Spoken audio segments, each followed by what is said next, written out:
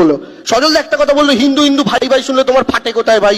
আমি না ফাটা চেরা নিয়ে সজলদাদের এত কিসের ব্যবসা আমি বুঝি না, কিন্তু আমার কথা হচ্ছে ফাটে সেখানেই আসামের হিন্দু বাঙালিদের যেখানে ফেটেছিল বিশ্বদা। কারণ আমি বলছি, এইটা আমি বক্তব্যের সময় একটুখানি বললাম, আসামে বিজেপি যখন 2016-তে প্রথম সরকার গঠন করে, আসামে গিয়ে নরেন্দ্র মোদী, যেহেতু আসাম জানেন ডেমোগ্রাফিক্যালি হিন্দু মুসলিম মিক্স, প্রায় 40%-এর কাছাকাছি ওখানে মুসলিম, सेम हिंदूদের কাছে এই কথাটা বলেছিল, হিন্দু হিন্দু ভাই ভাই बीजेपी को वोट दीजिए, हम इनफिल्ट्रेटर को तब भगाएंगे, घुसपैठियों को भगाएंगे। গোটা আসাম ভোট দিয়েছিল 2016-তে, বিজেপি জিতেছিল।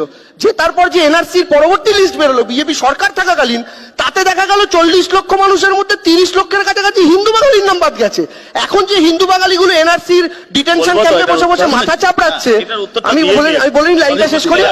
এখন সেই ডিটেনশন ক্যাম্পে যে হিন্দু বাঙালিরা বসে বসে কপাল চাপড়াচ্ছে, তাদের কাছে গিয়ে যদি সজলদা জিজ্ঞেস করে তোমাদের কোথায় ফাটে, তারা সেই ফাটার জায়গাটা বিজেপি নেতাদের ভালো করে দেখিয়ে দেবে।